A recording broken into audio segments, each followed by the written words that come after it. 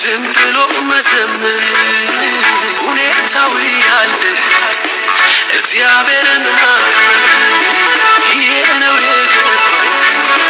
ዝም ብሎ መዘመር ሁኔታው ያለ እግዚአብሔርን ማክበር መና የለም አይታየም ነፋስም የለም አይታየም ሳያምናለው እንዲህ ይሆናል ባዶ ሸለቆ ውሃ ይሞላል። ይሄ ነው የገባኝ ዝም ብሎ መዘመር ሁኔታው ያለ እግዚአብሔርን ማክበር ይሄ ነው የገባኝ ዝም ብሎ መዘመር ሁኔታው ያለ እግዚአብሔርን ማክበር ምስክር ነኝ ምስክር ነኝ አይቻለውኝ ሲሰራ ምስክር ነኝ ክንደ ብርቱ ነው ኃይለኛ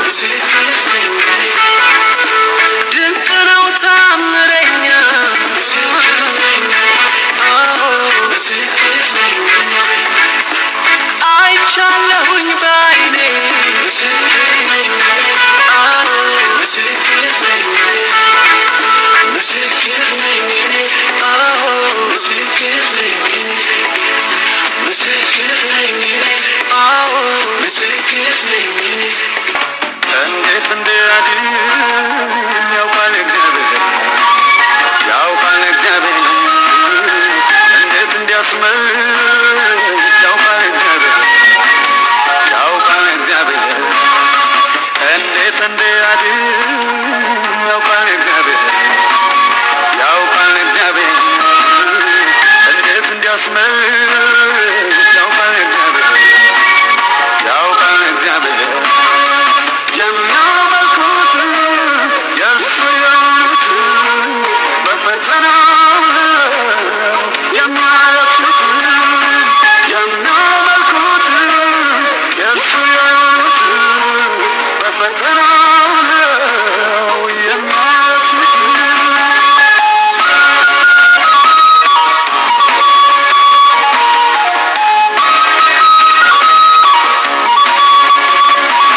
አመፃ ቢጨምር ምናምንቴ በዝቶ ጻድቅ ቢከበብ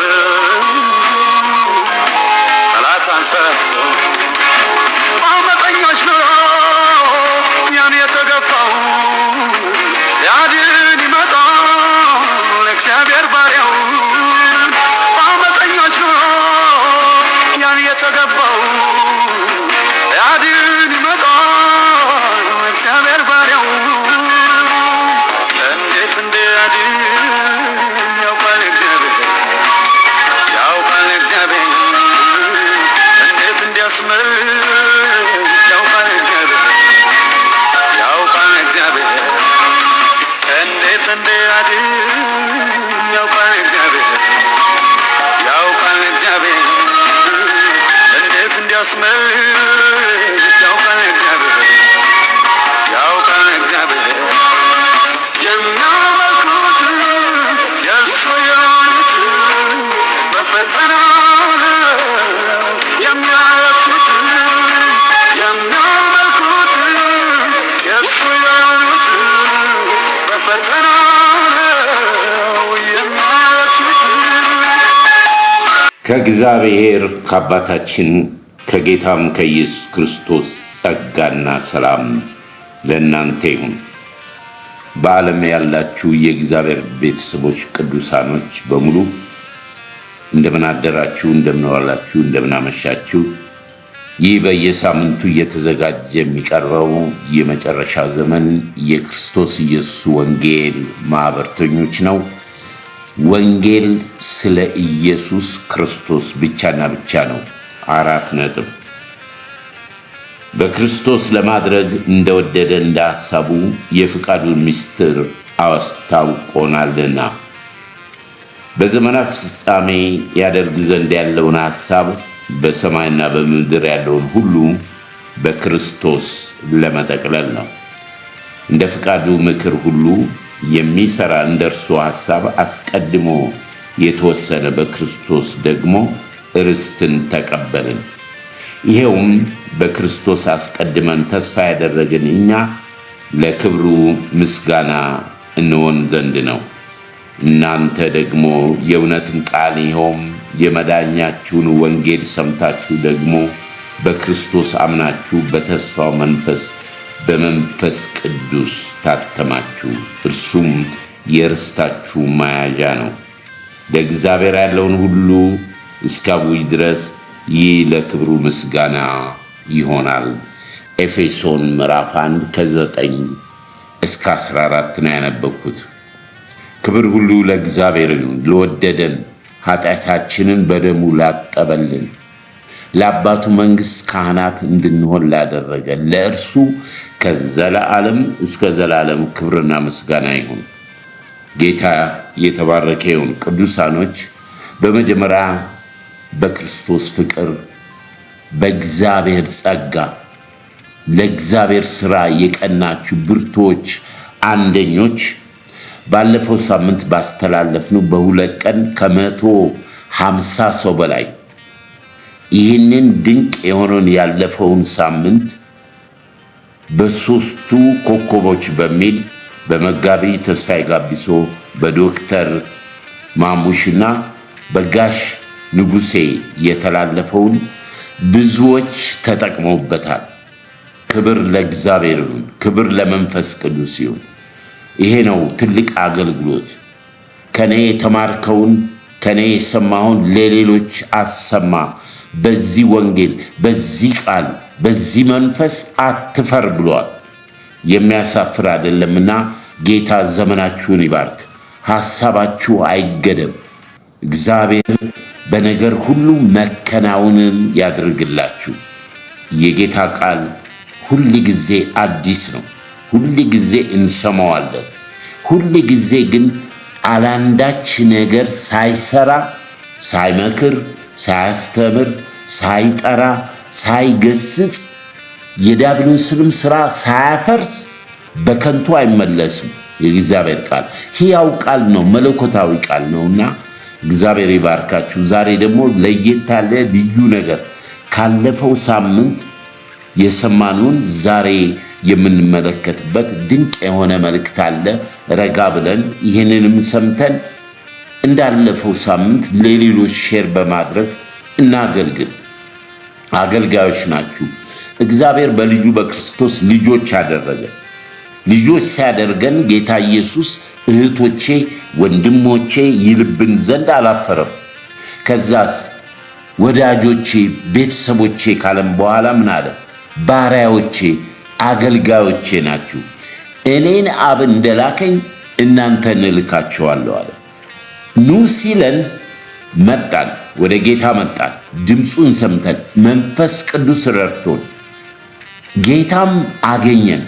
ወገኖች ሆይ እኛ ሳንመጣ እርሱ ነው ከሰማይ ሰማያት ወደ ምድር የወረደው። ፈልጎ ያገኘን ጌታ ነው። ለዚች አጭር ዘመንና ዕድሜ የማያልፈውን ዘላለማዊውን የአባቶቻችንን አምላክ ብድራቱን ትኩር ብለን ዛሬም በሕይወት እንናገራለን። የተሰቀለው ክርስቶስን እንሰብካለን። ወንጌል ክርስቶስ ነው። የሃይማኖት ስም የሃይማኖት ነገር ዋጋ የለውም። ዲያብሎስ የሚሰራበት የሚጠቀምበት ነገር ነው። ሃይማኖትን ሳይሆን እኔ ሕይወት እንዲሆንላችሁ ሕይወትን እንዲበዛላችሁ፣ ይሄ የበዛ ሕይወት ካላችሁ እናንተ ደግሞ ሕይወትን ስጡ፣ ሕይወትን አስተላልፉ፣ አገልግሉ እስከ ዓለም ፍጻሜ ድረስ እኔ ደግሞ ከእናንተ ጋር ነኝ አለ። ወገኖች ሆይ ሊገለጥ ያለው ይገለጣል፣ ብርሃን ነው። ሊመጣ ያለው ይመጣል። ጻድቅ ግን በእምነት በሕይወት ይኖራል። ስለዚህ ጌታን እያመሰገንኩ ስለ እናንተ ጌታን እባርካለሁ። ከልቤ ነው የምለው። የእናንተ መኖር ለእኔ ነው፣ የእኔ መኖር ለእናንተ ነው። ተናገሩ ነው የተባለው። በቃ ተናገሩ። መፈለግን ማድረግንም በእናንተ ውስጥ የሚያስቀምጥ እግዚአብሔር ነው። እናንተ ግን የትንሣኤው ምስክሮች ናችሁ። ተናገሩ። ማራናታ፣ ጌታ ኢየሱስ ይመጣል። እስትንፋሳችን እስካለ ድረስ የእውነት የብርሃንን ቃል እንናገራለን። እግዚአብሔር ደግሞ ስራውን በጊዜውና በሰዓቱ የተናገረውን የሚፈጽም ኤልሻዳይ ነው። ሁሉን ቻይ አምላክ ነው። ከቀደምን ግን ወገኖች ሆይ ብዙ ነገሮቻችን ይዘገያሉ። ብዙ ነገሮቻችን ይቀድማሉ። ባለፈው ሳምንት እንዳየነው በመሰለኝና በደሳለኝ ክርስትና የለም። ክርስትና መገለጥ ነው ክርስትና። ስለዚህ የገለጠልን ደግሞ ጌታ መንፈስ ቅዱስ ነው። ስለዚህ ጌታን እያመሰገንን ወደ ዛሬው ፕሮግራም እናልፋለን። ዘመናችሁ ይባረክ። ሼር በማድረግ አዳዲሶች ደግሞ ቤተሰብ ሁኑ። እኔ ክርስቶስ ኢየሱስ ብቻ እንዲነገር ነው የምፈልገው። የሚጨመር የለም፣ የሚቀነስ የለም። በቃ ብቻውን ያድናል። ብቻውን አዳይ ነው። መዳን በማንም የለም። እንደ እግዚአብሔር ያለ ማንም የለም። መዳን ደግሞ በማንም የለም። ከሰማይ በታች እንድንበት ዘንድ ለሰዎች የተሰጠ ስም ክርስቶስ ኢየሱስ ነው። አሜን። ክብር ለእግዚአብሔር ይሁን። ይህንን በማወቅ ይህንን በማሰብ ቀሪውን ደግሞ አብራችሁ እየተከታተላችሁ ተባረኩበት። ዘመናችሁ የተባረከ ይሁን። ብርቶች አንደኞች ናችሁ። ስለዚህ ዛሬ ጥልቅ የሆነ ነገር የምናገኘው ነገር አለ። እግዚአብሔር የሚሰጠን እቺ አዲስ ቀን ነች። የእግዚአብሔር ቃል ደግሞ ዕለት ዕለት አይጠገብም፣ አዲስ ነው። በተለየ መንገድ እግዚአብሔር ያስተምራል። በደረስንበት ደግሞ እኛም ደግሞ ለሌሎች ሼር እያደረግን የእግዚአብሔር መንግሥት ይህንን ወንጌል እንናገራለን። ክብር ለኢየሱስ ይሁን።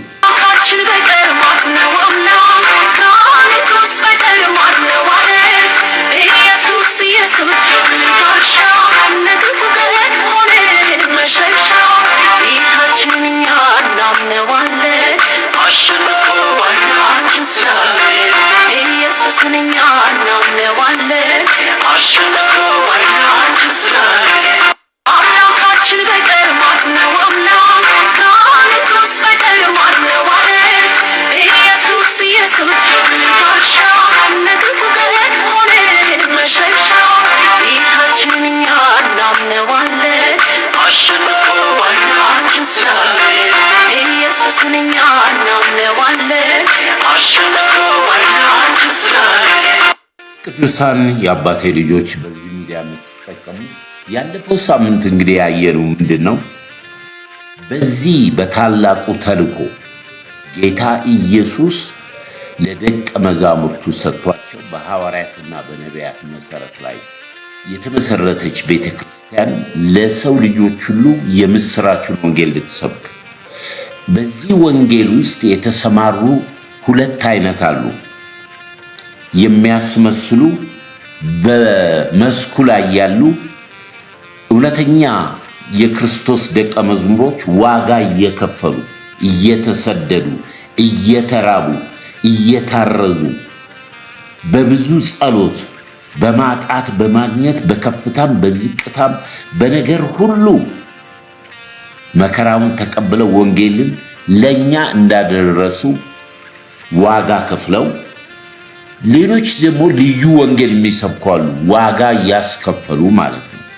ያንን ደግሞ ጴጥሮስ እንደገሰጻቸው የጥፋትን ልጅ የበለዓምን መንገድ ተቀብለዋል፣ የጥፋትን ዋጋ ተቀብለዋልና በለዓምን ነቢዩን አህያ በሰው ድምፅ እንደነቀፈችው አህያ በሰው ተናግራ የነቢዩን እብድነት እንደገሰጸችው ተመልክተናል። ስለዚህ ዛሬም ብዙ አሉ ገንዘብ እያስከፈሉ በነፃ የተሰጣቸውን በነፃ እንደመስጠት። ሰዎች ሲባረኩ ለእግዚአብሔር ቤት ሥራ ለወንጌል ሥራ ይሰጣሉ። ነገር ግን ለፈውስ፣ ለራይ፣ ለማንኛውም መንገድ እኛ የአዲስ ኪዳን በነፃ የተቀበልነው በነፃ እንድንሰጥ፣ ሰዎች ደግሞ በልባቸው ደስ ያላቸውን እንዲሰጡ ለእግዚአብሔር አገልግሎት ለወንጌል ሥራ ይሄ ወንጌል ነው። ነገር ግን የተለያየ ሸቀጥ በመሸጥ የወንበዴ ዋሻና የነጋዴዎች ቤት አድርጎ ጌታ የገለባበጠው የቤቱ ቅናት ዛሬም በብዙ እህቶች ወንድሞች በሚሰራው ስራ በውስጣችን የመንፈስ ቅዱስ ቅናት ስላለን ከእንደዚህ አይነት ልዩ ወንጌል ወደ ሞት ከሚወስድ ሰፊው መንገድ በመስቀሉ ወደ ጠባቡ መንገድ ግቡ። ክርስትና መገለጥ ነው። ክርስትና ዋጋ አለው። ጠባብ ነው። ጥቂቶች ነው የሚሄዱበት።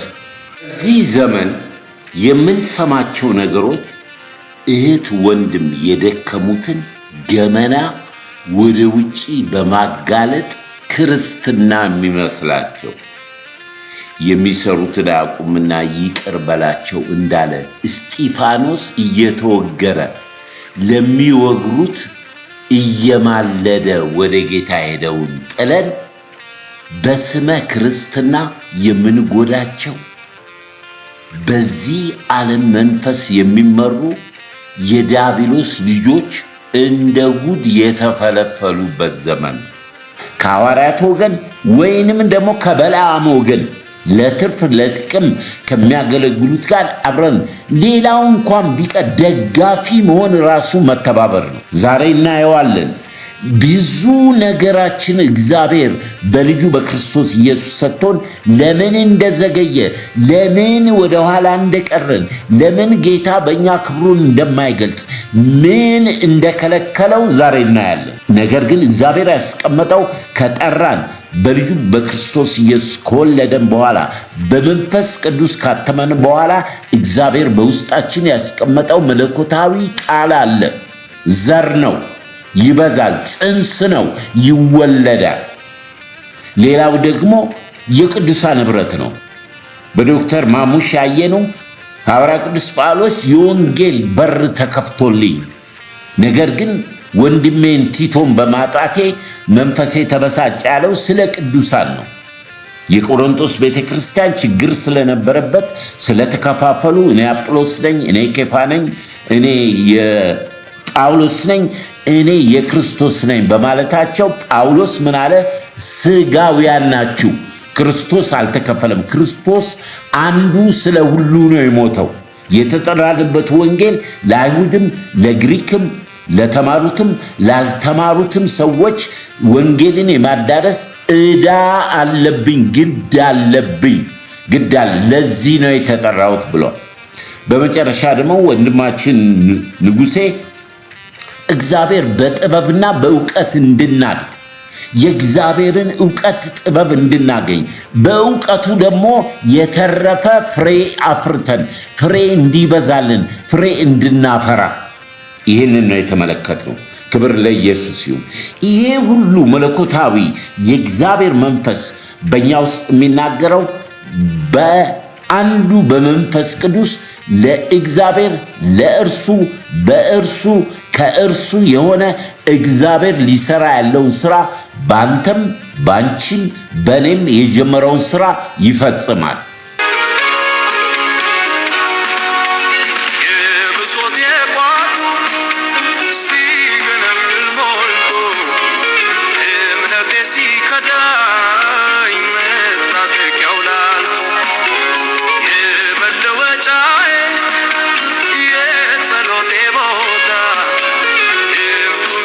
ሰማይ ሲያናግረኝ ጌታ እጁ ስትዳስሰኝ ሸክሜን ሲያወ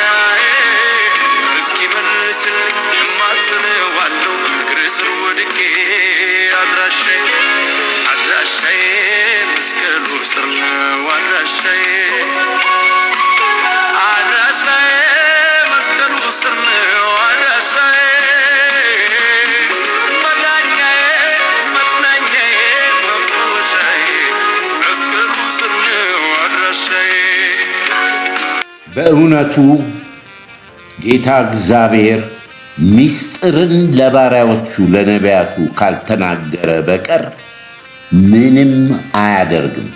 ኑ ወደ እግዚአብሔር በሕይወት ትኖራላችሁ ይላል ትንቢተ አሞጽ ምዕራፍ 3 ላይ። እግዚአብሔር አምላክ የሰዎች ልጆች በልጁ በክርስቶስ ኢየሱስ ኑ ይላል፣ ይጠራል በወንጌል። ነገር ግን ምስጢሩ ኑ በሚለው ላይ የሰው ልጆች ምላሽ ግን እግዚአብሔር እንደጠበቀው ስላልሆነ እግዚአብሔር ራሱ አማኑኤል ራሱ እግዚአብሔር መጣ። ራሱ እግዚአብሔር ፈልጎ አገኘን። በክብር በክርስቶስ ኢየሱስ ሊያደርገው ያሰበውን ከዘመናት በፊት የዕብራውያን መጽሐፍ እንደሚል ለአባቶቻችን በልዩ ልዩ ቋንቋ ከተናገረ በኋላ ዓለማትን በፈጠረበት በመጨረሻው ዘመን ለምንገኝ ለኛ በልጁ በክርስቶስ ኢየሱስ በኩል ተናገረን። ክርስቶስም የእርሱ የባህሪው ምሳሌው ነው። እግዚአብሔርን የሚፈልግ ኢየሱስን ካገኘ እግዚአብሔርን አገኘ ነው ምሳሌነቱ። እግዚአብሔርን ያላየ ኢየሱስን ካየ እግዚአብሔርን አየ ነው። በሁሉ ነገር እግዚአብሔር በሰማይ በምድር ከምድር በታች ስልጣን የሰጠው ለልጁ ነው ለኢየሱስ። እርሱ ክርስቶስ ፍጹም ሰው ፍጹም አምላክ ለሆነ እርሱም ደግሞ ለወደዳቸው ለደቀ መዛሙርቱ እርሱ ለጠራቸው እርሱ ብለው ለመጡ እኔ አብ እንደላከኝ ፓኬጁ ሮድ ማፑ እንዴት እንደምትሄዱ ምን እንደምትናገሩ አብ እኔ እንደላከኝ እንዲሁ እናንተን ደግሞ ወደ ዓለም እልካችኋለሁ ብሎ ይህንን ቃል ሰጥቷቸው ከዓለም እንዳትወጡ በስሜ አባቴ መንፈስ ቅዱስን እስከሚልክላችሁ እንዳትወጡ ብሎ በአንድ ልብ በአንድ ሐሳብ ሆነው መንፈስ ቅዱስ በእነሱ ላይ ወርዶ ፈሪዎች የነበሩ በረቱ። ተስፋ ቆርጠው ወደ ዓሣ ማጥመድ የተመለሱት እነ ጴጥሮስ 3 ሰው ይዞ እንደገና ተመለሰ። ክርስቶስ የመነጋገሪያ የመለያ ምልክት ነው ወገኖች ሆይ። ኢየሱስ ግን በብዛት በምድር ላይ በነበረበትም አሁንም አከራካሪና የመሰናከያ ድንጋይ ነው። ኢየሱስ አንዱ ስሙ የማሰናከያ ድንጋይ ነው። እንዴት ነው የተሰነካከሉት ብትሉ ኢየሱስ ማን እንደሆነ ስላልተገለጠላቸው ነቢያትም የተናገሩትን የትንቢቱንም መጽሐፍ ስለማያስተውሉ ሰው ሁሉ በገዛ መንገዱ ስለሄደ የራሱን ፍላጎት ኢየሱስ የዮሴፍ ልጅ የማርያም ልጅ ወንድሙ ዮሐንስና ያዕቆብ እምናቃቸው ናቸው ዮሴፍና የማርያም ልጅ ብለው ተሰነካከሉበት። ኢየሱስ እስከ ዛሬ እስከሚመጣ ድረስ ያከራክራል። መንፈስ ቅዱስ መገለጥ ካልሰጠ በስተቀረ ኢየሱስ ማን እንደሆነ ሰው ሊያውቃል ማለት ነው።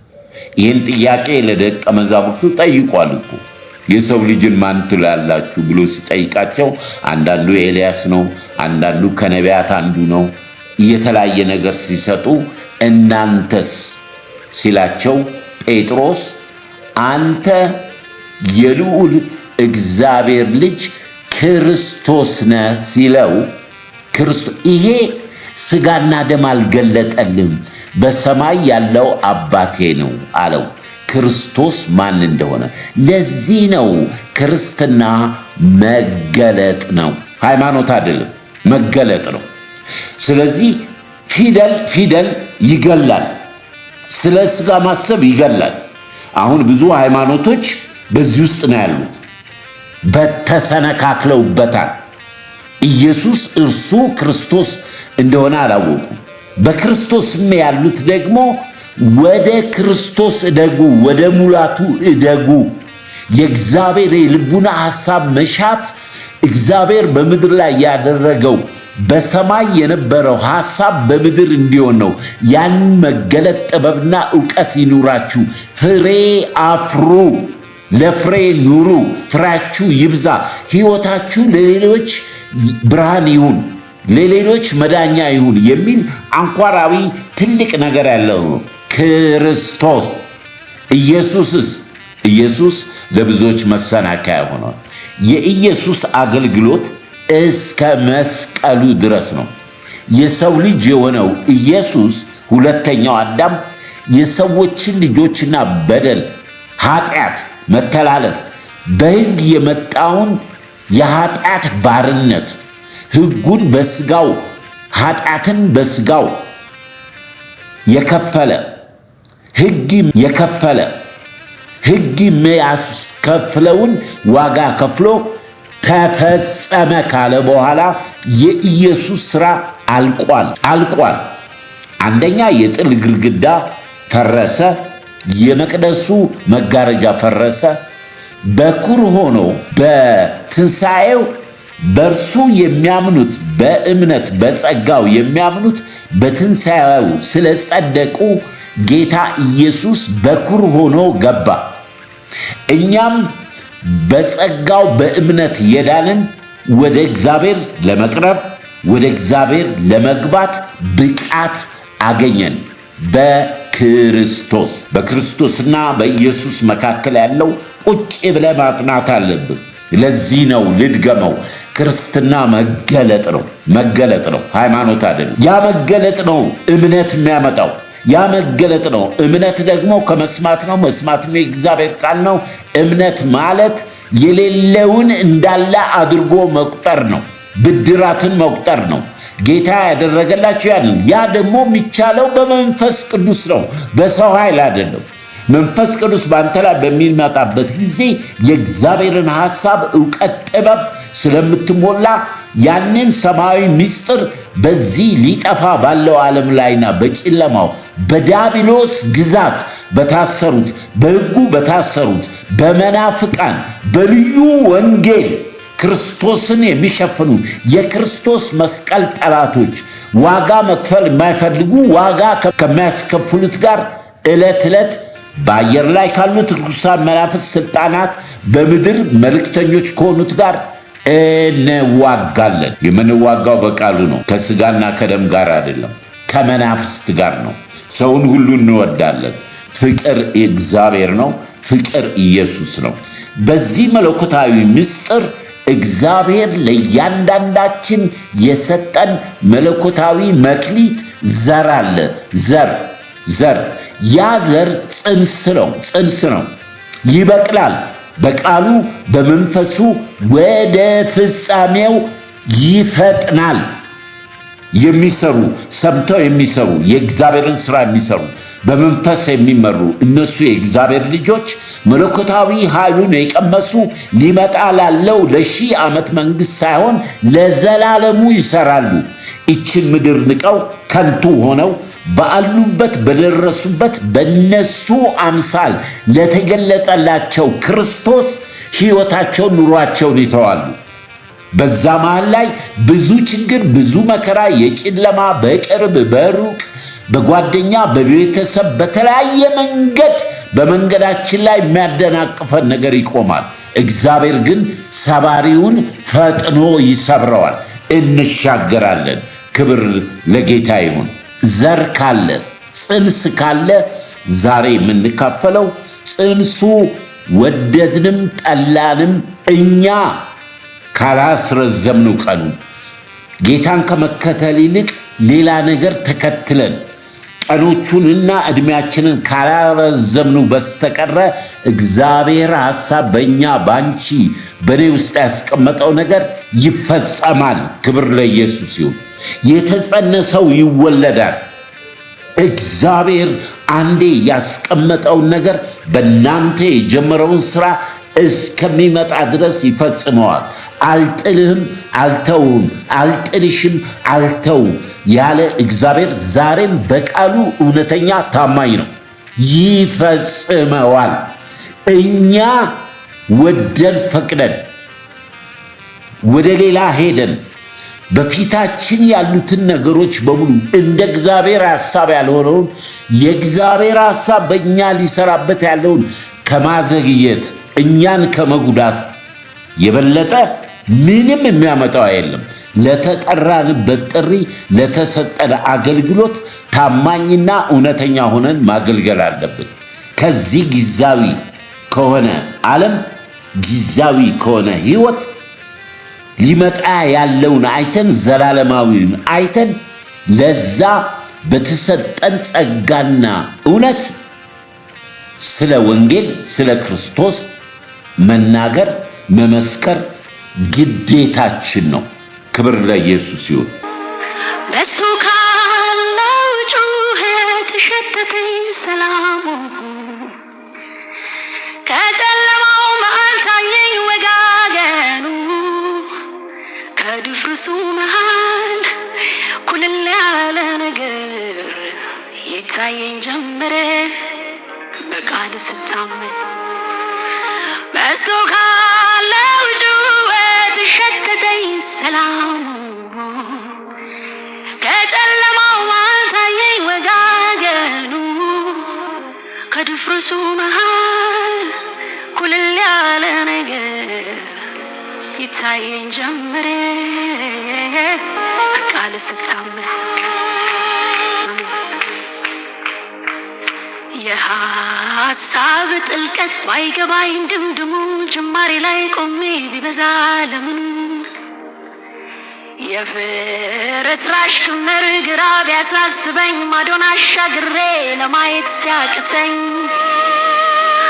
ጎራ ስል ወደ ቃልህ ነገረኝ ነገሩን የዛሬው ትርምስ ነገ ላይ ማማሩን ላይን የሚመች ነገር ባያዩ አይኖቼ ግን በስራ ላይ ልቀመጥ ረግቼ ምታ መልሱን እየሰራ እንዳለ ድፍርሱ ነገረኝ።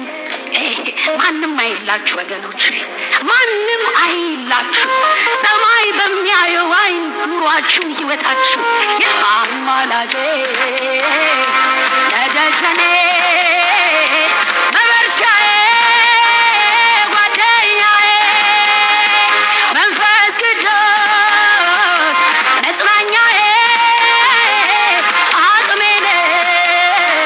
ጉልበታዬ አማላጄ ለደጀኔ መበርቻዬ አለ አለ አለ አለ አለ በውስጤ ሰላም ይበዛልኛል አለ በላዬ ማድረግ ሆኖልኛል አለ ከጎኔ ስትመራኝ አየሁህ አለ በውስጤ ሰላሜን አበዛኸው አለ በውስጤ ሰላም በዝቶልኛል አለ በላዬ ድል ማድረግ ሆኖልኛል አለ ከጎኔ ስትይዘኝ አየሁህ አለ በውስጤ ሰላሜን አፈሰስከው ሃሌሉያ መንፈስ ቅዱስ መጽናኛዬ አቅሜ ጉልበታዬ አማላጄ ከደጀኔ መበርቻዬ ጓደኛዬ የዘላለም አምላክ ቅዱስ እግዚአብሔር አባታችን ሆይ በክብር በክርስቶስ ኢየሱስ ስም ስለዚች ቀን ስለዚህ ሰዓት እናመሰግንሃለን፣ እናከብረሃለን። ቅዱስ አባት ሆይ አንተ ነህ፣ አትለወጥም። ዛሬም አዲስ ነህ፣ አትቀልብንም። የዘላለም አምላክ እግዚአብሔር ሆይ እነሆ የሕይወት እንጀራ የሆነውን ቃልክን በስምህ ጌታ እግዚአብሔር ሆይ በክርስቶስ ኢየሱስ ስም እንገልጣለን። ልጆችሽ ከእግዚአብሔር የተማሩ ይሆናሉ፣ የልጆችሽም ሰላም የበዛ ይሆናል ተብሎ እንደተጻፈ እግዚአብሔር ሆይ የሰላም መልእክት የምናስተውልበት፣ የምንማርበት፣ ያንተን የልብህን ሐሳብ የምናውቅበት፣ በእኛ ልትሰራ እንደወደድክ ጌታ እግዚአብሔር ሆይ አንተ በእኛ ስትሰራ ያንተ ገንዘቦች ስለምንሆን በዚህ ምድር ያስቀመጥከን በመንፈስህና በእውቀትህ እየተመራን ጌታ ሆይ በእኛ ለእያንዳንዳችን በሰጠን ጸጋ ጌታ ሆይ ሌሎችን እንድናገለግል እንድንደርስ እኛም ደግሞ ለሌሎች ሰብከን ተጥለን እንዳንገኝ ዕለት ዕለት ጌታ ሆይ ወደ ጸጋ ዙፋን እንቀርባለን። ቃልህን አስተምረን። በዚህ ጊዜና በዚህ ሰዓት ይህንን ቃል ይህንን መንፈስ ይህንን ጊዜ ሊቆጣጠር በሰማይ በምድር በተለያየ መንገድ የጨለማ ኃይል ሰራዊት በእኛ ትይዩ በዚህ ድምፅ በዚህ ሚዲያ ትይዩ የተጠነሰሰ ማንኛውም የዚህ ዓለም የጨለማ ሥራ ሁሉ በናዝሬቱ በኢየሱስ ክርስቶስ ስም የታሰረ ይሁን። ቅዱስ መንፈስ ይለቀቅልን። መንፈስ ቅዱስ አስተምረን፣ አሳስበን። ጌታ እግዚአብሔር ሆይ ያልደረስንበትን በብርሃን መገለጥ ግለጥልን። በፊትህ ነው ያለነው ጌታ ሆይ ክብሩን፣ ሰዓቱን፣ ጊዜውን የሚሰሙኝም እኔንም ደካማውን እንድታግዘኝ በክብር በኢየሱስ ክርስቶስ ስም ጊዜውንም ሰዓቱን ለመንፈስ ቅዱስ አሳልፌ እሰጣለሁ። በክርስቶስ ኢየሱስ ስም አሜን። የእግዚአብሔር የአምላካችን ቃል ኦሪት ዘፍጥረት ምዕራፍ 22 ከቁጥር 1 ጀምሬ በጌታ በኢየሱስ ክርስቶስ ስም አነባዋለሁ። እግዚአብሔር እንደተናገረ ሳራን አሰባት፣ እግዚአብሔርም እንደተናገረ ለሳራ አደረገላት። ሳራም ጸነሰች፣ እግዚአብሔር በተናገረው ወራት ለአብርሃም በእርጅናው ወንድ ልጅ ወለደችለት። አብርሃምም ሳራ የወለደችውን የልጁን ስም ይስሐቅ ብሎ ጠራው። አብርሃምም ልጁን ይስሐቅን እግዚአብሔር እንዳዘዘው በ8ኛው ቀን ገረዘው። አብርሃም ልጁን ይስሐቅ በተወለደ ጊዜ የ100 ዓመት ዕድሜ ነበረው። እንደተናገረው ሳራን አሰባት፣ እግዚአብሔር እንደተናገረው ለሳራ አደረገላት። እግዚአብሔር የተናገረው ቃል መንፈስ ጽንሱ ካለ በእግዚአብሔር ሰዓት ይወለዳል። ክብር ለኢየሱስ ይሁን። ቅዱሳን የአባቴ ልጆች በዓለም ያላችሁ ይሄንን ብዙ ጊዜ ሰማነው፣ ብዙ ጊዜ በተለያየ መንገድ ተምረነዋል። ዛሬ ላካፍላችሁ አጭር የምፈልገው እግዚአብሔር በመለኮት በክርስቶስ ኢየሱስ በሰጠን ዘመን ውስጥ ልንሰራ ያለው የተቀበልነው ቃል ዘር ጽንሱ ካለ ይወለዳል። እግዚአብሔር የተናገረውን የሚያደርግ የሚፈጽም አምላክ ነው።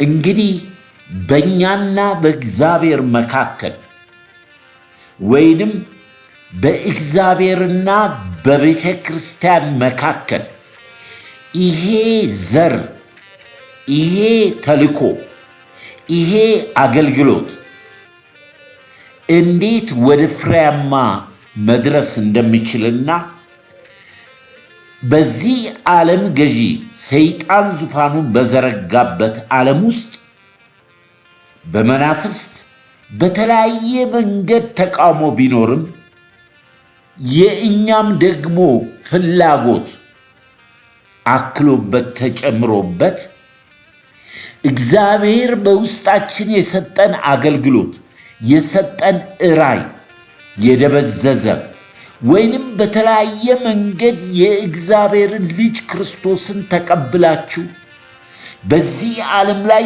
የተለያየ ነገር ጫና ወይንም የኔ ነገር እስከ መቼ ነው እኔ እንዲሞነው?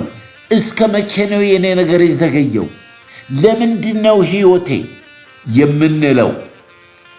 እግዚአብሔር በከፈተው መንገድ ሳይሆን እኛ በለመድኑ መንገድ በመሄድ ይሄ እግዚአብሔር በውስጣችን ያስቀመጠው ጽንስ እንዳይወለድ ረዥም መንገድ የሆነ መሰናከያ የሆኑ ከዓለምም ከራሳችንም ከምንከተላቸው ነገሮች ዋጋ ያስከፈሉንና መጨረሻ ላይ ደግሞ በጉልበታችን፣ በአእምሮአችን፣ በሐሳባችን ልንመልሰው ማንችል ዕድሜ ውስጥ ስንሆን የሚጸጽት ነገር፣ የምናዝንበት ነገር ከመምጣቱ በፊት የመለኮታዊው ተካፋዮች ናችሁ። የእግዚአብሔር ሐሳብ የእግዚአብሔርን ምሳሌ የሆነውን ክርስቶስን እርሱ በላከው መንገድ፣ እርሱ ባስተማረው መንገድ፣ እርሱ በሚያደርገው መንገድ እንድትሄዱ እንድትራመዱ በውስጣችሁ ጽንስ አለ፣ ቃል አለ። አንዲት የስንዴ ቅንጣት ስትዘራ 66 ፍሬ ታፈራለች። እንግዲህ እኔና እናንተ በዮሐንስ ወንጌል ምዕራፍ 15 ላይ እንዳየን የወይን ግንድ በግንዱ ላይ ያለን ቅርንጫፎች ነን። ፍሬ እንድናፈራ ፍሬያችንም እንዲበዛ ዘር ተሰጥቶናል። ጽንስ አለ በውስጣችን፣ ሕይወት አለ በውስጣችን። ይሄ ጽንሱ እንዳይወለድ ያደረገውን ነገርና እግዚአብሔር ደግሞ ለተናገረው ነገር በጊዜውና በሰዓቱ እንደሚፈጽመው፣ ነገር ግን ሊመጣ ያለው ይመጣል። እግዚአብሔር የተናገረው ነገር ወደ ፍጻሜው ለአንቺ የገባው ቃል፣ ለአንተ የገባው ቃል እንደ እግዚአብሔር መንፈስ እንደ እግዚአብሔር ቃል በምድር ሕይወት በመንፈስ ቅዱስ ታትመ የተለየ ካህን የተለየ ሕዝብ ለእግዚአብሔር የተመረጥክ ከሆንክ በውስጥ እግዚአብሔር ያስቀመጠው ራእይና ልታገለግለው ያለው ነገር ይወለዳል። ነገር ግን አታስረዝመው፣ አታስረዥሚው ጊዜውን። ቶሎ የእግዚአብሔርን ሥራ ሰርተን ሩጫችንን ጨርሰን ፈጥነን ወደ ጌታ ወደ አምላካችን ወይ ሲመጣ ወይ እኛ ስንሄድ ያለ ነቀፋ እንድንቀርብ የሚያደርገን በውስጣችን የተቀመጠው ራእይና አገልግሎት የተሰጠንን ስጦታ የምንሰጥበት ጽንሱ የሚወለድበት ነው። ጽንሱ የተወለደ ደግሞ ያለ ደግሞ በመንፈስ ቅዱስ ያደገ ወደ እርሱ ወደ መምሰል እርሱን ወደ መምሰል ወደ አካሉ በቤተ ክርስቲያንና በክርስቶስ መካከል በሰውና በሰው መካከል በእግዚአብሔር ፍቃድና ሐሳብ ሊሰራ ያለ ሥራ በመንፈስ ቅዱስ ይሰራል። ክብር ለእግዚአብሔር ይሁን። ነፋሱ ባይነፍስ ባይታይ ደመና እጠብቀዋለሁ ጌታ ብሏልና። ቃሉ አይታጠፍ ታማኝ ነው አምላኬ። ምስክር ቢያስፈልግ የትላንት ታሪኬ የመጠበቂያዬን የጸሎቴን አምባ አልሞላም ንግግሬ እስኪመልስልኝ እማጽነዋለሁ እግር ስር ወድቄ አድራሻዬ መስቀሉ ስር ነው አድራሻዬ መስቀሉ ስር ነው አድራሻዬ መዳኛዬ መጽናኛዬ መፈወሻዬ መስቀሉ ስር ነው አድራሻዬ። ሲያስተምር በጎቼ ድምፄን ይሰማሉ ይከተሉኛል አለ። መንገዱንም ደግሞ አሳይቶናል። በአሁኑ ጊዜ የእግዚአብሔር ሥራ ብዙ ሰዎች ውስጣቸው የማይቀጣጠለው ለቤቱ ቅናት የሌላቸው ስለወደቁት፣ ስለደከሙት፣ ስለ እህቶች፣ ስለ ወንድሞች፣ ስለ አገር፣ ስለ ወገን፣ ስለ እግዚአብሔር ሥራ ፍቅር ማንናገረው ፎሎ የምናረገው ብዛቱ ነው። በተለይ በዚህ በ21ኛው ክፍለ ዘመን ፎሎ አርጉን ተከተሉን ብለው ሰዎች የሚገቡበትን ማየት ትችላላችሁ። ጥላቻ፣ ክፋት፣ ጦርነት፣ ምቀኝነት የተለያየ ነገር ውስጥ ፎሎ አድርገው መንፈሳዊ ነገር ሲመጣ 30 ሰው አታገኙም። ምክንያቱም ምንድነው መሰላችሁ? የሚከተሉት መንፈስ አለ። የእግዚአብሔርን መንፈስ አይከተሉም። ለዚህ ነው እኮ የምታጡት ሰው። ነገር ግን እግዚአብሔር ለአንድ ነፍስ ይገደዋል፣ ለአንድ ሰው ይገደዋል። ስለዚህ ነው የምናገለግለው። ስለዚህ ነው ደግሞ በሕይወታችን ያለው መንፈስ ስናወጣ ሌላ ይጨመርልናል። ይጨመርላችሁ፣ ስጡ ይሰጣችኋል የተባልነው መንፈሳዊ ስጦታ የጌታን ቃል፣ የጌታን ምሕረት፣ የጌታን ቸርነት፣ የጌታን ፍቅር፣ የጌታን ሁሉን ቻይነት ልንገልጽ ነው። ክብር ለኢየሱስ ይሁን። ዛሬ ማንን እንደምንከተል ማወቅ አለብን። ለምን ራያችን እግዚአብሔር ያሰበልን ነገር እንደዘገየ ምናልባት እኛ ቀድመን እንዳይሆን፣ ስለዚህ ጠለቅ ያለ ነገር እናያለን። እግዚአብሔር አብርሃምን አለው፣ ከአባትህ ከዘመዶችህ ከአገርህ ከአባት ቤት ተለይተህ እኔ ወደማሳይህ ምድር ውጣ። ታላቅ ሕዝብ አደርግሃለሁ፣ እባርክሃለሁ፣ ስምህንም አከብርሃለሁ፣ ለበረከት ሁን። የሚባርኩህን እባርካለሁ፣ የሚረግሙህን እረግማለሁ። የምድር ነገሥታት ሁሉ በአንተ ይባረካሉ። ይሄ የመጀመሪያ ሁላችንም የምናየው የእግዚአብሔር ጥሪ ነው። እንግዲህ ኮምፔር ነው የምናደርገው። እንደ ሐዋርያ ጳውሎስ ሁል ጊዜ ሐዋርያ ጳውሎስ ብሉይ ኪዳንን ከአዲስ ኪዳን ጋር ነው የሚያመሳስለው። ብሉይ ኪዳን ውስጥ ስንገባ መደምደሚያችን አዲስ ኪዳን ካልሆነ ልዩ ወንጌል የሚባለው እሱ ነው፣ በሕግ በባርነት በኃጢአት ውስጥ። ነገር ግን የእግዚአብሔር ጥሪ ነው። አብርሃምን እግዚአብሔር ጠራው። በአዲስ ኪዳን ደግሞ እግዚአብሔር እኛን በድንቅ አጠራሩ ከድቅድቅ ጨለማ ወደሚደነቅ ብርሃን የጠራችሁ የእርሱን በጎነት እንድትናገሩ የተመረጠ ትውልድ፣ የንጉሥ ካህናት ናችሁ። የአዲስ ኪዳን ጥሪ ነው። እዚህ ጋር አብርሃም ሲጠራ ነው የምናየው። አብርሃምን እግዚአብሔር ሲጠራ ምን አለው? ከአገርህ ከዘመዶችህ ከአባት ቤት ተለይተህ እኔ ወደማሳይ ምድር ውጣ አለው። ታላቅ ሕዝብ አደርግሃለሁ፣ እባርክሃለሁ፣ የምድር ነገሥታት ሁሉ በአንተ ይባረካሉ፣ የሚባርኩህን እባርካለሁ፣ የሚረግሙህን እረግማለሁ ብሎ እግዚአብሔር ለአብርሃም ጥሪ ሲያደርግለት አብርሃም ወዴት እንደሚሄድ ሳያውቅ፣ እምነት እዚህ ጋር ነው እንግዲህ የመጀመሪያው እምነት ቃል፣ ወዴት እንደሚሄድ ሳያውቅ በእምነት ወጣ። ከአገሩ ከዘመዶቹ ከአባቱ ቤት። እንግዲህ አገር አለው፣ ዘመድ አለው፣ የሚኖረው አባቱ ቤት ነው። ከአባቱ ቤት ወጣ፣ ከታራን። እግዚአብሔር አምላክ ሲጠራ እንደዚህ ነው፣ ይጠራል። ዛሬም ሰዎችን ይጠራል። በልጁ በክርስቶስ ኢየሱስ የምንጥለው የምንተወው ብዙ ነገሮች አሉ። ድምፁን ከሰማን ጥሪውን እምነት ካለን ማለት ነው። እምነት ዋጋ ያስከፍላል።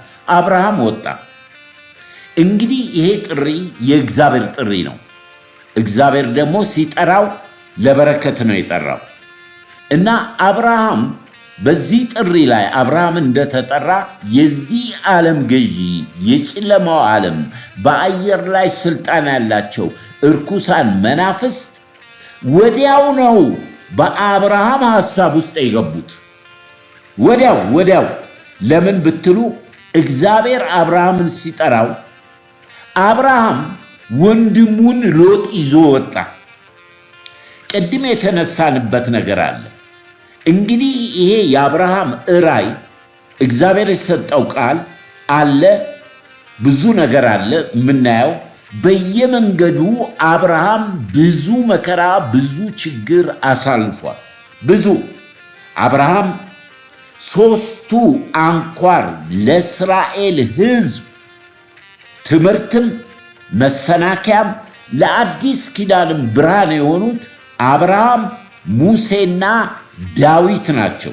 የነኚህ የሶስቱ ሕይወት እግዚአብሔር በእነሱ ሊሰራበት ባሰበው ዕቅድና መለኮታዊ ዓላማ ውስጥ በየመንገዳቸው በሄዱበት በሕይወታቸው ሁሉ ብዙ መሰናክል ገጥሟቸዋል። እግዚአብሔር ግን የተናገረውን ሲፈጽም ነው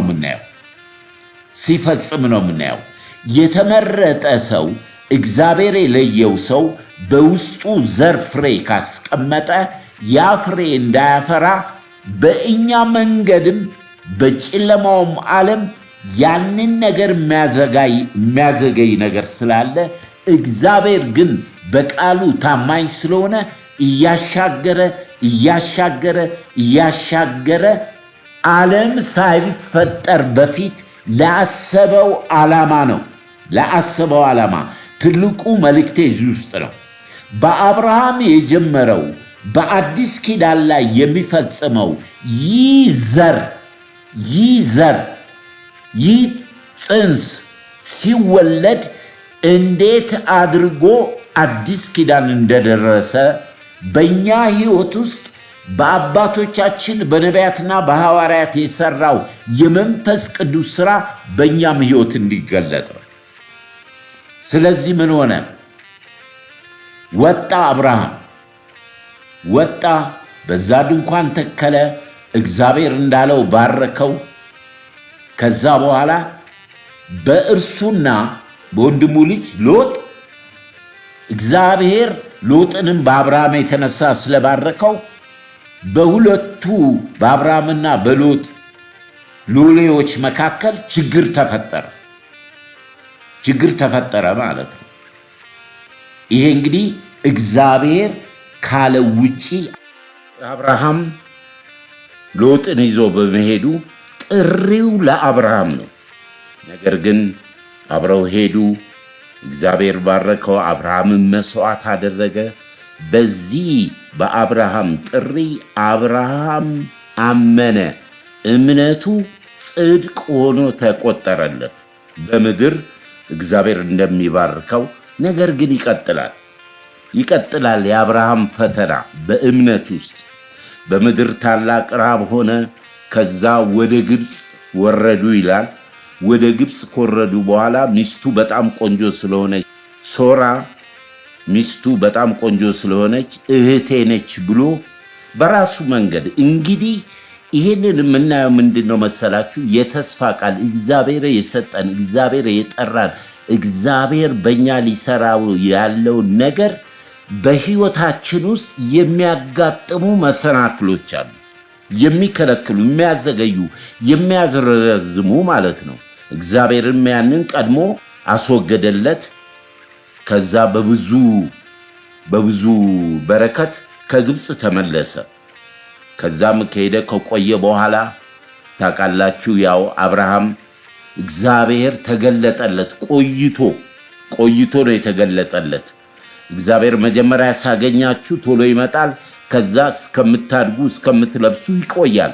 የተስፋ ቃሉንና እምነታችሁ ይፈተናል ማለት ነው። ከዛም እንደቆየ አብርሃም እግዚአብሔር ሳያናግረው እግዚአብሔርን ምን አለው? እኔ ያለ ልጅ ነኝ ያለሁት፣ ምን ትሰጠኛለህ አለው። ወንድ ልጅ ትወልዳለች ሚስት ሳራ ብሎ ለአብርሃም ነገረው። ሳራም ደግሞ ይህን ሰምታ በጣም ሳቀች። በዛን ጊዜ የ100 ዓመት የ90 ዓመት ዕድሜ ያላቸው በጣም ያረጁ ናቸውና እንዴት የባሌ የአብርሃም ሥጋ የኔም ሥጋ የሞተ ነው ብላ ሳቀች። እንደገና እንግዲህ እግዚአብሔር ሲያናግረው ምን አለ? ልጅ የለኝም፣ በቤቴ ያለው ኤሌዘር ባሪያ ሊወርሰኝ ነው፣ አይወርስም አለው። አይወርስም፣ ከአንተ ከጉልበት የሚወጣ ነው አለው። በዓመቱ እግዚአብሔር መጣና እነሆ ሚስት ሳራ በዚህ ዓመት ትወልዳለች አለው። አብርሃምን መስዋዕት አደረገ። ከዚህ ጀምሮ ያለውን ነገር ነው እንግዲህ የምናየው የእግዚአብሔር ሐሳብ፣ የእግዚአብሔር ትልቅ ነገር። ከዛ ሳራ ወለደች፣ ይስሐቅን ወለደች። ስሙን ይስሐቅ አሉት። ሳራም ደግሞ እግዚአብሔርን ያመሰገነችበት ትልቅ ነገር አለ። ሲናገረ ያላመነችውን የሳቀችውን ከወለደች በኋላ ሳራ ምን አለች? አሕዛብ ሕዝብ በሙሉ በእኔ በመውለዴ ይስቃል አለች። ይስቃል፣ ደስታ ይሆናል፣ የሳቅ መንፈስ ይሆናል አለች። የማይሆነውን ከሞተ ሥጋ እግዚአብሔር ሕይወትን ሊፈጥር ይችላል። የሚፈጥርም የሚገልም እርሱ ነው።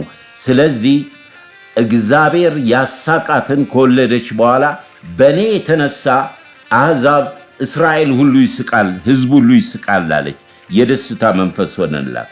ክብር ለእግዚአብሔር ይሁን።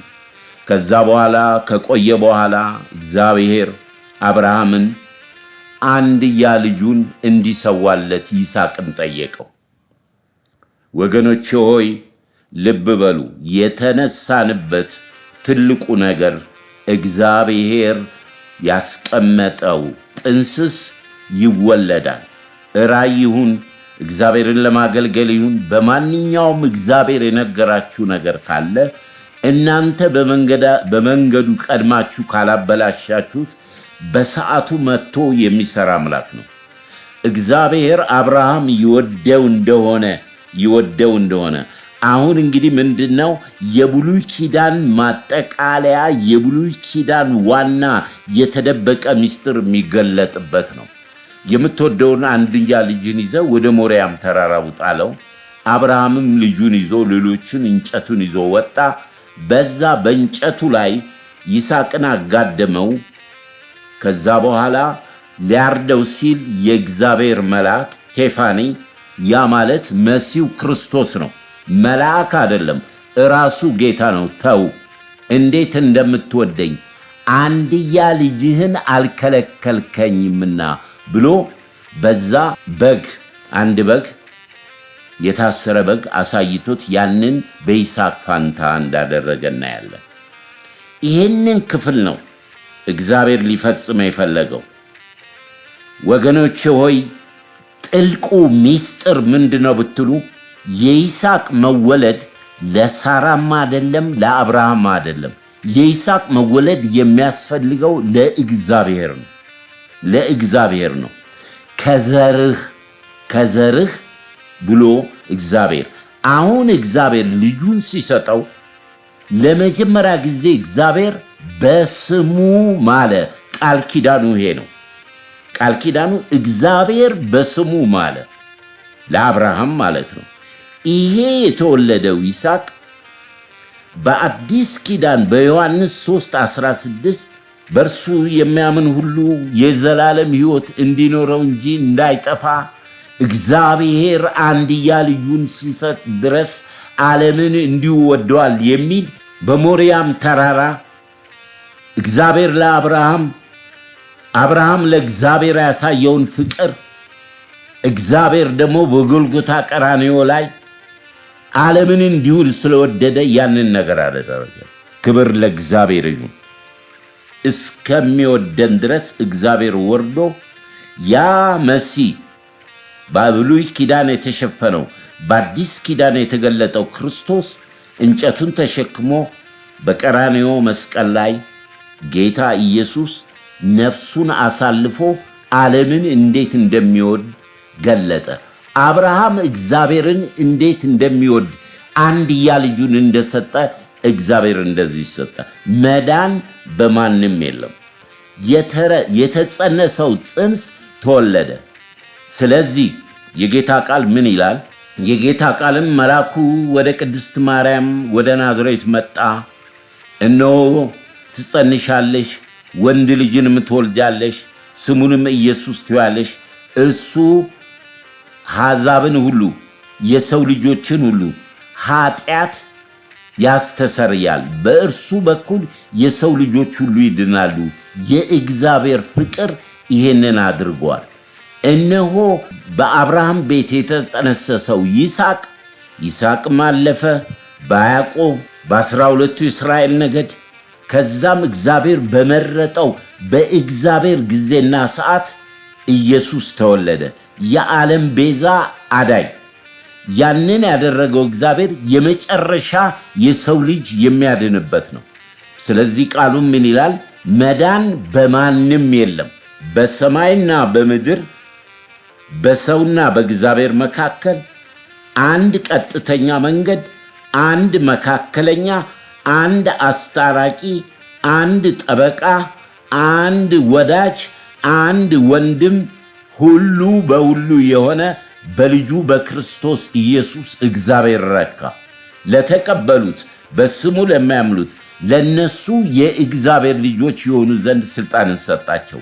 ከእግዚአብሔር ጋር ታረቅን፣ ልጆች ተባልን።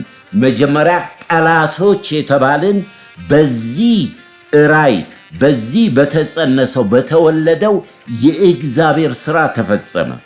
ጌታ ኢየሱስም አደገ፣ በ30 ዓመቱ ተጠመቀ፣ አገልግሎት ጀመረ።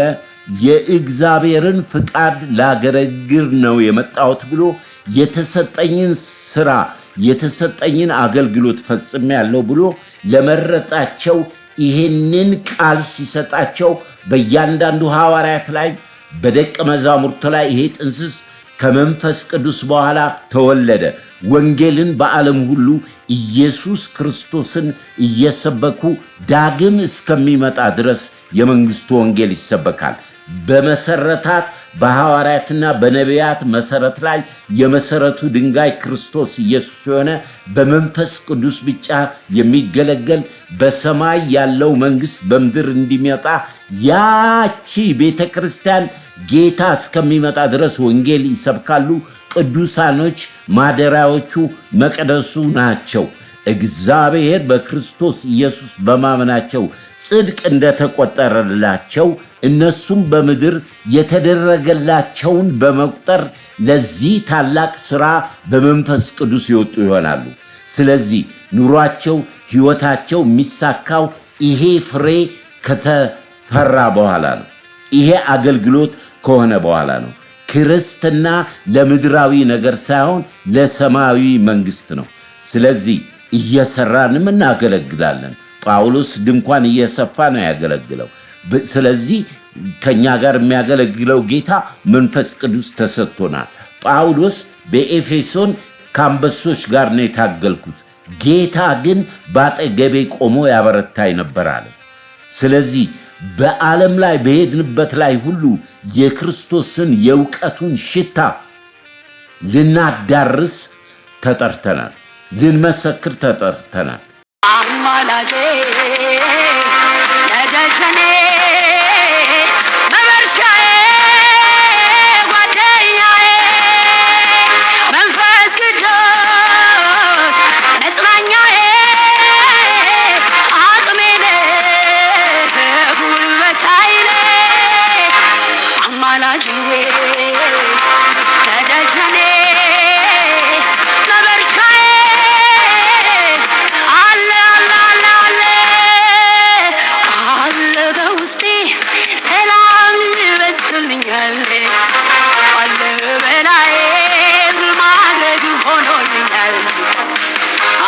ከጎኔ ስትመራኝ አየሁህ አለ በውስጤ ሰላሜን አበዛኸው አለ በውስጤ ሰላም በዝቶልኛል አለ በላዬ ድል ማድረግ ሆኖልኛል አለ ከጎኔ ስትይዘኝ አየሁህ አለ በውስጤ ሰላሜን አፈሰስከው ሃሌሉያ መንፈስ ቅዱስ መጽናኛዬ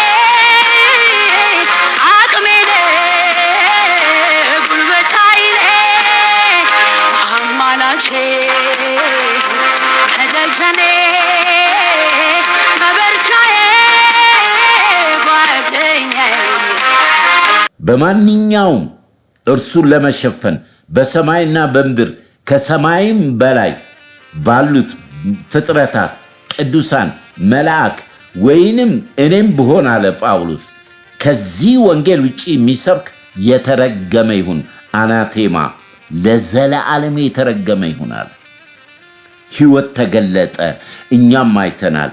ያየነውን የሰማነውን እጆቻችን የዳሰስነውን እንመሰክራለን፣ እንጽፍላችኋለን። ሕይወት ክርስቶስ ነው። ይሄ አሁን በምድር የምንኖረው ጊዜያዊ ሕይወት ነው። ስለዚህ ቢመችም ባይመችም በከፍታም በዝቅታም አንደኛ ምንድነው የምናደርገው? በእንደዚህ አይነት ጥሪ በውስጣችን የክርስቶስ ፍቅር ካለ ምን እናድርግ ካልን የመጀመሪያው የእግዚአብሔርን ጊዜና ሰዓት መጠበቅ። አንቅደም። ይረዝምብናል፣ በረከት ይረዝምብናል፣ እድሜ ያጥራል። ብዙ ነገሮች በገዛ ፈቃዳችን ስለምናደርግ የእግዚአብሔርን ጊዜና ሰዓት መጠበቅ ነው። ሁለተኛው እምነት ነው። አብርሃም አመነ፣ እምነቱ ጽድቅ ሆኖ ተቆጠረለት። በሕግ የመጡት ሕጉ የኃጢአት ባሪያ ያደረጋቸው በጸጋ ነፃ ስጦታ እግዚአብሔር በሰጠን ነፃ ስጦታ ደግሞ እኛ በክርስቶስ ኢየሱስ የጽድቅ ባሪያዎች ሆንን። ኃጢአት አይገዛንም።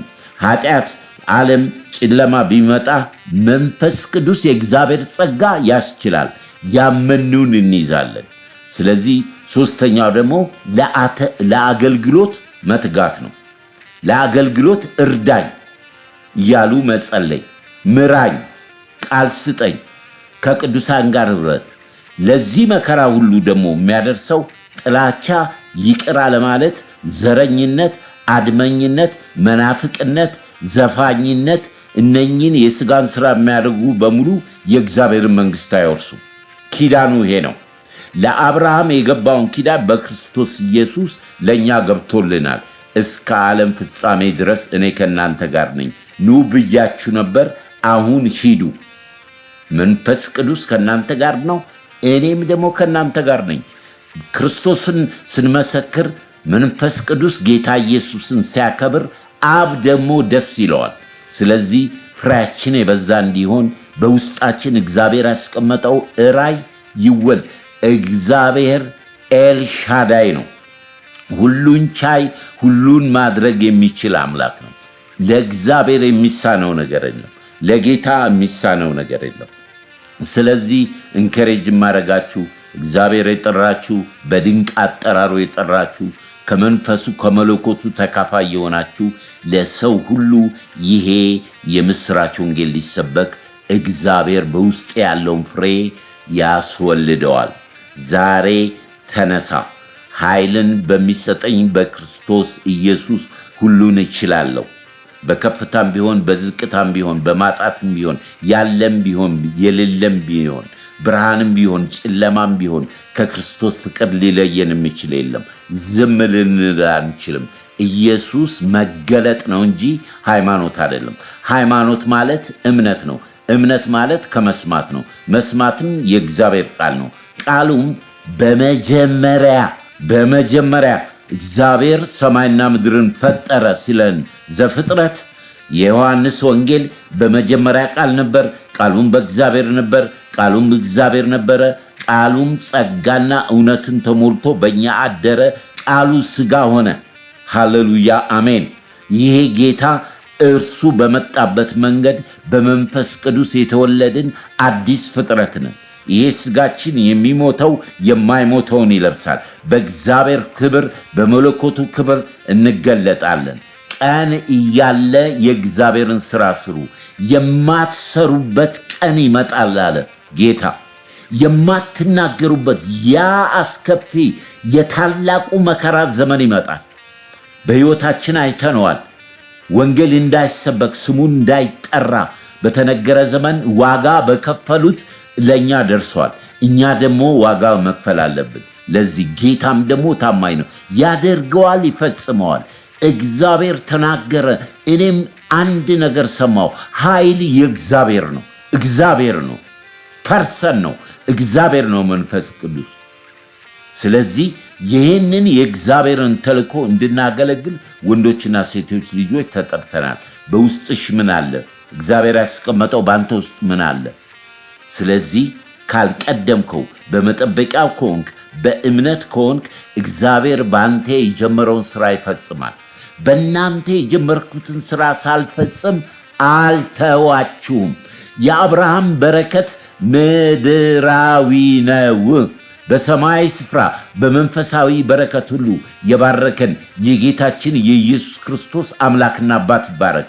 በሰማይ ስፍራ በመንፈሳዊ በረከት አስቀድማችሁ የእግዚአብሔርን ጽድቅ መንግሥት ፈልጉ፣ ሌላ ሁሉ ይጨመራላችኋል። የአብርሃምን በረከት ሳይሆን የምትፈልገው የእግዚአብሔር ሰማያዊን በረከት ስትፈልግ የምድሩ ይከተልሃል። ስለዚህ ጥሪ አለህ፣ አገልግሎት አለ። እግዚአብሔርን በጸሎት እግዚአብሔርን በምስጋና እግዚአብሔርን በዝማሬ በነገር ሁሉ እግዚአብሔርን አመስግኑ። ነገር ሁሉ ለበጎ ነውና የዘገየው ነገር ይመጣል፣ ያጣኸው ነገር ይቀርብሃል። የታመሙ ይፈወሳሉ። በአንተ እግዚአብሔር ክብሩን ዝናውን ያወጣል። ክብሩን እግዚአብሔር ይውሰድ። ይሄ በእግዚአብሔር ኃይል በእግዚአብሔር መንፈስ እንጂ በስጋ የሚሰራ አይደለም። አለው እኔ ላከኝ አለው ጌታ በውስጥ ያለውን ጥማት ፍቅርን እነሆ ምን ትፈልጋለህ? አብርሃም ልጁን ሰጠ። እግዚአብሔር አንድ ልጁን ሰጠ። እኔ ራሴን ሰጣለሁ፣ ተጠቀምብኝ፣ በዘመኔ ተጠቀምብኝ፣ ለዘመን መፈወሻ ለትውልድ መፈወሻ አድርገን ብለን በእግዚአብሔር ፊት ራሳችን የምንሰጥበት ነው። ክብር ሁሉ ተጠቅልሎ ለኢየሱስ ይሁን። ምክንያቱም እግዚአብሔር የሰጠን መክሊት ዘር ነው። ያ ዘር ጽንስ ነው። መወለድ፣ መብዛት፣ መትረፍረፍ አለበት። ስለዚህ አንዱ 30 አንዱ 60 አንዱ 100 ፍሬ ያፈራል። ቅድም እንዳልኩት ጌታ ይባርካችሁ። ባለፈው ሳምንት 150 ሰው በ2 ቀን ገብቶ ተገልግሏል። ደስ ብሎኛል። ደስታዬ ፍጹም ይሁን። ደስታዬን ተካፈሉ። በእናንተ ነው እምተጋው፣ በእናንተ ነው። የምትወዱ እግዚአብሔርን አመስግኑ፣ ሼር አድርጉ። በቃ ይሄ ነው። እግዚአብሔር ይፈልጋል፣ ይፈልግሻል። በልጁ በክርስቶስ ኢየሱስ ክርስትና መገለጥ ነው። ተገልጦልሃል። ከተገለጠልህ በመንፈስ ቅዱስ አንተ ውስጥ ያለውን ጸጋ ቀስቅሰው፣ መስክር። ጥላቻ፣ ክፋት፣ ተንኮል፣ ስድቡን፣ ዘረኝነቱን፣ እስሩን፣ ግርፋቱን፣ ሞቱን አትፍራ። ከሞት በኋላ ያለውን ኢየሱስ ክርስቶስን ፍራ። በሲኦልና በመንግሥተ ሰማያት ቁልፍ ያለው እሱ ነው። ክብር ለኢየሱስ ይሁን። ለዚህ ጌታ ራሳችሁን ስጡ። በዚህ ሰዓት ላይ ጌታ ተናግሯችሁ፣ ጌታ ደግሞ ራእይ ሰጥቷችሁ፣ ቃል ገብቶላችሁ የዘገየ ካለ በእኔ ምክንያት ነው። እኔ አንተ ባላልከኝ አብርሃም እንዳደረገው ሙሴም አድርጓል፣ ዳዊትም አድርጓል። ነገር ግን ምሕረትህ ለዘላለም ነው።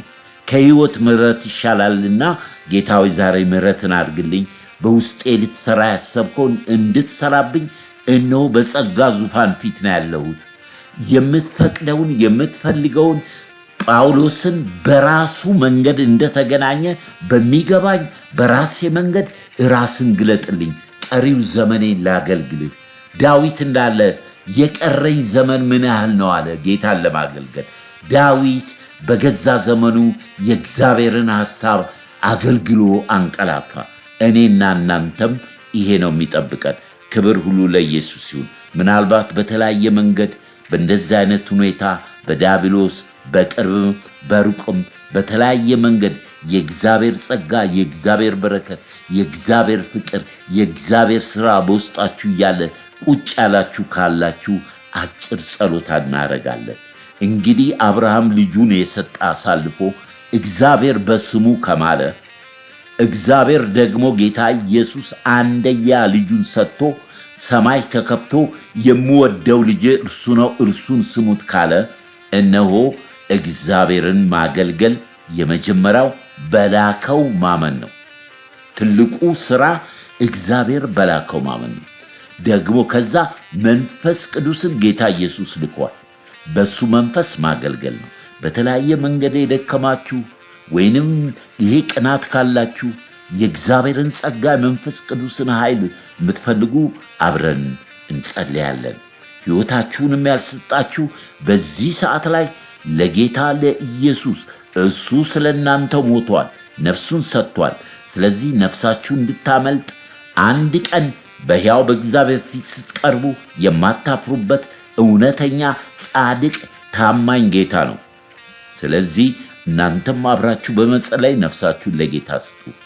ቅዱሳን የተጠራችሁ ጸጋ ራእይ ያላችሁ የአገልግሎት ጥማት ያላችሁ በተለያየ በቤተ ክርስቲያንም በውጪም በተለያየ መንገድ የተሰነካከላችሁ እንደ አብርሃም በየመንገዳችሁ እየገባ የተሰጣችሁን ጥሪ ወደ ፍጻሜው እንዳይመጣ የከለከለውን እግዚአብሔር ስለሚከለክለው አብረን እንጸልያለን። ሃሌሉያ። ቅዱስና ሕያው ዘላለማዊ ጻድቅውን ጌታ አባት ሆይ እናከብርሃለን፣ እናመሰግናለን። የአብርሃም የይስሐቅ ያዕቆብ የነቢያት የሐዋርያት አምላክ እግዚአብሔር ጌታ ሆይ አንተ ተናግረህ የማይሆን የማይፈጸም ነገር የለም። ነገር ግን ካንተ ቀድመን ካንተ አልፈን በራሳችን ሥጋ በዚህ ዓለም ተጽዕኖ ጌታ እግዚአብሔር ሆይ አንደበታችንን እንዳንከፍት ለአንተም እንዳንመሰክር ቃልህንም በሙላት እንዳንማር ጊዜያችንን ዘመናችንን ሰዓታችንን የበላውን አሁን ጌታ ሆይ በጸጋ ዙፋን ፊት አለው በመንፈስ ቅዱስ ኃይል ያለፈውን ዘመኔን በመርሳት አዲስ ጅማሬ አዲስ ግንኙነት እንዲሆንልኝ ነፍሴን በዘላለማዊ ዙፋን ፊት ለአንተ በእጆች አሳልፌ ይሰጣለሁ። ልጆች ከእግዚአብሔር የተማሩ ተብሎ እንደተጻፈ መንፈስ ቅዱስ ለሰጠኸኝ ራእይ ለሰጠኸኝ አገልግሎት በዘመኔ እንድፈጽመው አንተ በውስጤ ያስቀመጥከው ዛሬ ይንቀሳቀስ። በእህቶቼ በወንድሞቼ ይንቀሳቀስ። ብርሃን ይንቀሳቀስ። መንፈስ ቅዱስ በውስጣቸው ይሰማቸው። ወደ ቃል ወደ ጸሎት ይመለሱ። ወደ መንበርከክ ወደ ልጅነት ፍቅር ይመለሱ። ጌታ እግዚአብሔር ሆይ አንተ የድጋሚ አምላክ ነህ። እነሆ አብርሃም ብዙ ጊዜ ወድቋል። እግዚአብሔር ሆይ ዳዊት ብዙ ጊዜ ወድቋል። ምሕረት ቸርነት ግን እስከ ዘላለም እስከ ሕይወት ፍጻሜ ስለሆነ አንስታቸዋል። የደከሙት ይነሱ፣ የዛሉት ይበርቱ። መንፈስ ቅዱስ እጥፍ ድርብ ሆነ በሴቶችና በወንዶች ልጆች ላይ ፍሰስ። እግዚአብሔር ሆይ የመገለጥ መንፈስ፣ የድፍረት መንፈስ፣ የኃይል መንፈስ በክርስቶስ ኢየሱስም በነሱ ላይ ይሁን። በወንዶችና በሴቶች ላይ ጥበብን የሚገልጥ የዲያብሎስን ሥራ የሚያፈርስ ያንተን ክብር የሚገልጽ እግዚአብሔር ኃይልን ጉልበትን ዛሬ አስታጥቃቸው።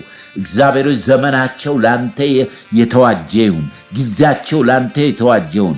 ቤታቸው ላንተ የተዋጀ ይሁን። ትዳራቸው ላንተ የተዋጀ ይሁን። ስራቸው ላንተ የተዋጀ ይሁን። ሲወጡ ባንተ ይውጡ፣ ሲገቡ ባንተ ይውጡ። ጌታ እግዚአብሔር ሆይ በነገር ሁሉ መከናወን ይሁንላቸው። ለልጆች ጸጋ ለመረጥካቸው እግዚአብሔር ሆይ ዕቃዎቼ ላልካቸው፣ ባሪያዎቼ ላልካቸው፣ ወንድሞቼ ላልካቸው፣ ልጆቼ ላልካቸው መንፈስ ቅዱስ በእነሱ ላይ ይውረድ። በናዝሬቱ በኢየሱስ ክርስቶስ ስም ይውረድ። ያንተን ቃል ለመናገር ኃይል፣ ያንተን ፍቅር ለመናገር፣ ያንተን ቸርነት ለመናገር የሚደፍር መንፈስ ይውደቅባቸው። ደፋሮች ይሁኑ። ፍርሃት የተወገደ ይሁን። በዚህ ሰዓት የጠላት የጨለማ የአጋንንት በዚህ ዓለም ላይ ያለ በሰማይ ያሉ እርኩሳን የሉሲፈር መንፈስ የወንጌል ተቃዋሚ በናዝሬቱ በኢየሱስ ክርስቶስ ስም የታሰረ ይሁን። በክርስቶስ ኢየሱስም ከወንዶችና ከሴቶች ልጆች የራቀ ይሁን። የእግዚአብሔር መንፈስ ይውረድባቸው። በክርስቶስ ደም ይሸፈኑ። ክብሩን አንተ ውሰድ። ጌታ ከፍ ከፍ በል።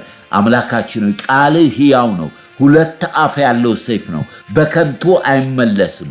እግዚአብሔር ሆይ እንኳን የሰውን የእግዚአብሔርን መንፈስ ሳይቀር ይመረምራል። ይሄ መንፈስ ስለሰጠን፣ ይሄን መንፈስ ስለጨመርክልን፣ ስላሳሰብከን፣ ስላገኘህን ጌታዊ የፊት ለፊታችንን መንገድ፣ አገልግሎት፣ ራእይ፣ ኑሮ ሁሉ ከራሳችን ጋር ለታመኑት እጆች አሳልፈን እንሰጣለን። ክብር ሁሉ ለስም ይሁን በጌታ በኢየሱስ ክርስቶስ ስም አሜን። ክብር ለእግዚአብሔር ይሁን። ይሄ ነው እግዚአብሔር በውስጣችሁ ያለውን ይቀሰቅሳል። ዘመን አለው፣ አንቀድመውም። እግዚአብሔርን የቀደመ ማንም የለም። እግዚአብሔር በሰዓቱ ይደርሳል። በወሰነው ሰዓት የሕግ መምህር ይደርሳል። ወንድሞች በህብረት ቢቀመጡ ያማረ ነው፣ መልካም ነው። የሕግ መምህር በዛ በረከት ነው አዟል። ከቅዱሳን ጋር ህብረት አድርጉ። የጸሎት ጊዜ የጥናት ጊዜ ነው። ዘመኑ አልቋል። ዘመኑ ተፈጽሟል። ጌታ በደጅ ነው። ስለዚህ ጌታ እግዚአብሔር ዘመናችሁን ይባርክ። ቅዱሳኖች ይህንን ለሌሎች ሼር በማድረግ እግዚአብሔር በገለጠልን በደረስንበት እንመላለስ። እግዚአብሔር የፍቅር ዕዳ እንዳይኖርብን በይቅርታ በምህረት በቸርነት የተሰጠንን ዘመንና ጊዜ አገልግለን እንድናልፍ ጌታ መንፈስ ቅዱስ ይርዳን። በክርስቶስ ፍቅር ወዳችኋለሁ። እንዳለፈው ሳምንት እንግዲህ ሼር አድርጉ። ያለኝን ሰጥቻለሁ። ስጡ ይሰጣችኋል ተብሏል። ተቀብላችኋል። አሁን እናንተ ደግሞ ምን አድርጉ? ስጡ። መንፈሳዊ ቋንቋ ነው። ስጡ ይሰጣችኋል። መንፈስ ቅዱስ ነው የሰጠን። መንፈስ ቅዱስ ደግሞ ለሌሎች እኛ ደግሞ እንድንደርስ ይረዳናል። ክብር ለኢየሱስ ይሁን። እግዚአብሔር አባት ሆይ በክብር በክርስቶስ ኢየሱስም እጅግ አድርጌ አመሰግናለሁ። እግዚአብሔር ሆይ ኃያላን መኳንንቶች፣ ጥበበኞች ሳይሆን ደካማን የመረጥ በደካሞች የምትገለገል እውነተኛ ሸክላ ሰሪው እንደፈለገ እንደሚያበጅ እንደሚሰራ እንደፈለግ አድርጋ በጅተን ለክብርህ ለቃልህ ለመንፈስህ ታዛዥ እንድንሆን ዛሬ አንተ ኤልሻዳይ ሁሉን ቻይ እንደሆንክ ሐሳብህ ፈጽሞ እንደማይከለከል በቀንና በጊዜው በእኛ ላይ ያሰብከውን እንደምትፈጽም ስላስተማርከን መንፈስ ቅዱስ ሆይ የደከሙትንም የወደቁትንም ሁሉንም አንተ ስለረዳቸው እጅግ አድርጌ አመሰግናለሁ። ቀሪውን ጊዜ ቀሪውን ሰዓት በሙሉ ጌታ ሆይ አንተ ከኛ ጋር አሁን ስለነበረን ጊዜ እናመሰግናለን። ከፀሐይ መውጫ እስከ መግቢያው ድረስ ክብር ሁሉ ተጠቅልሎ ለአንተ ይሁን። ማራናታ አሜን። ጌታ ኢየሱስ ሆይ ና